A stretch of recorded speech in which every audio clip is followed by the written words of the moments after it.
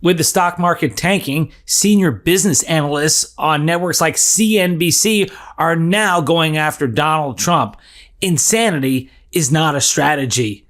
Let's discuss. I'm Dave Aronberg, former state attorney for Palm Beach County, AKA the Florida lawman here on the MeidasTouch network. Check out Steve Leisman, who's been around a long time, well-respected economic analyst at CNBC, who doesn't normally criticize Donald Trump, but this is what he said about the latest round of tariffs. Check this out. Happening at the same time. I'm going to say this at risk of my job, Kelly, but what President Trump is doing is insane. It is absolutely insane. It is about the eighth reason we've had for the tariffs. And now he's saying he's putting 50% tariffs on Canada unless they agree to become the 51st state. That is insane. There is just no other way of describing it. And the trouble, Kelly, is that it shows there are no bounds around President Trump. This is very different from the first administration, where there were people around him who seemed to, I don't know what the word is, but smooth over some of the edges now. And the other thing that's not talked about, Kelly, is what's going on within the administration in terms of how they're treating the Constitution and laws. I think all of that is bad for the attraction of capital. And the gentleman from Bridgewater is 100% right. We need massive amounts of capital if we want to fund our deficits, pay for the things we want to pay for, sell our bonds, and have high stock prices. And it seems as if this administration is doing everything it can to chase foreign capital away. And we're starting to see more and more economists come out and criticize Trump for his tariffs, which everyone knew was a bad idea. But if we had a working Congress, maybe they would actually say something about it. But they decide to just emasculate themselves and decide to give up all their power to the executive branch. So far, only the judiciary is doing anything to provide any guardrails. But when it comes to tariffs, they're on and off and on and off. And as Steve Leisman said, now the explanation is that he wants Canada to be the 51st state. And if not, they're going to have a tariff. I mean, it's insanity. And insanity is not a strategy. So as prices go up and the stock market goes down, more and more people are speaking out. But it's not just the people you see on TV. It's also ordinary Americans who have had enough. In fact, remember, Trump got elected because of the price of eggs. At least that was a big reason why. And the public was led to believe that somehow his economy was the best economy when he inherited a really strong economy. And then he inherited it again in 2024, 2025, another very strong economy with the stock market doing very well. And now look what's happened. And the public is taking notice. According to The Hill, more than half of the respondents in a survey released Wednesday say they disapprove of President Trump's handle on the economy. And this is the first time the polls have showed now Trump's formerly strongest issue has now turned against him and become a liability. The CNN poll found that 56% of respondents disapprove of the way Trump has handled the economy since returning to office, while 44% say they approve, and 1% say they don't have an opinion on the matter. And those who say they approve wait till they start seeing the price of eggs and other goods, especially those affected by these tariffs. The results are statistically similar to survey respondents' general approval of the way Trump is handling his job as president, with 54% disapproving, 45% approving, and 1% saying they're not sure. The survey shows, by the way, how do you say you're not sure? How do you not have an opinion about what's going on today? I mean, get off the sidelines, right? And now Trump is not ruling out the possibility of a recession. And so that is something different. It used to be where he would talk up the economy. It used to be he cared deeply about the stock market.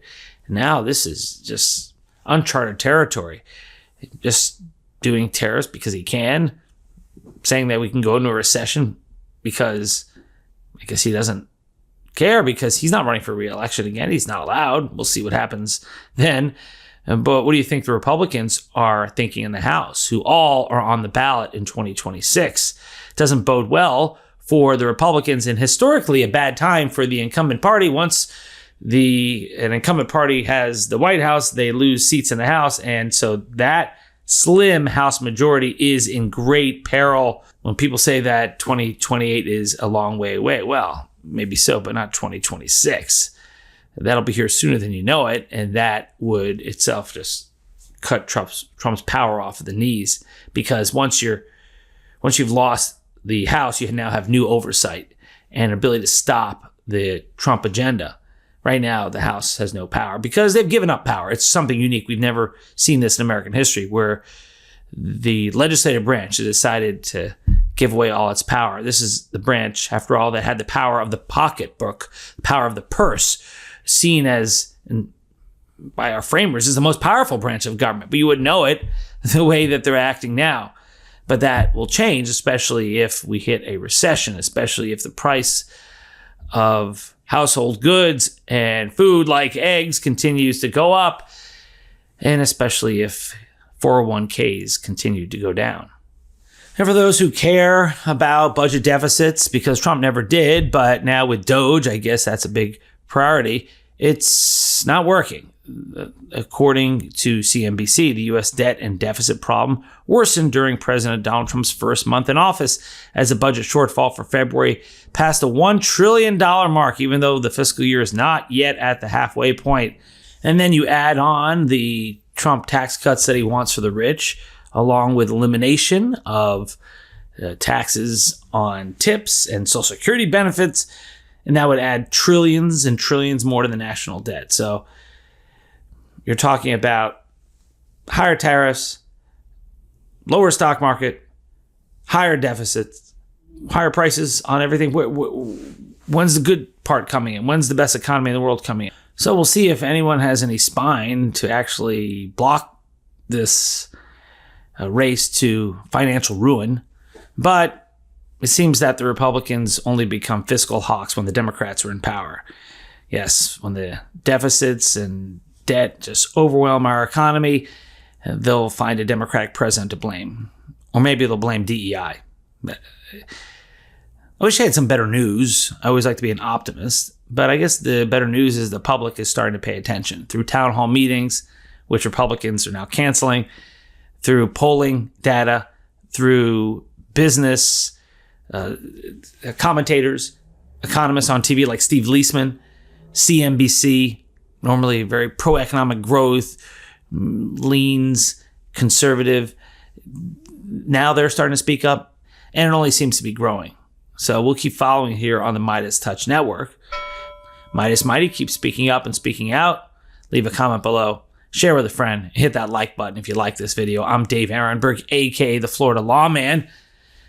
Check us also at our sister channel, Court Authorities, where we meet at the intersection of law, politics, and true crime, and do a lot of videos over there, including a number on Diddy, Luigi Mangione, Donna Adelson, and other hot legal topics. So I'll see you over there, and I'll see you here next time.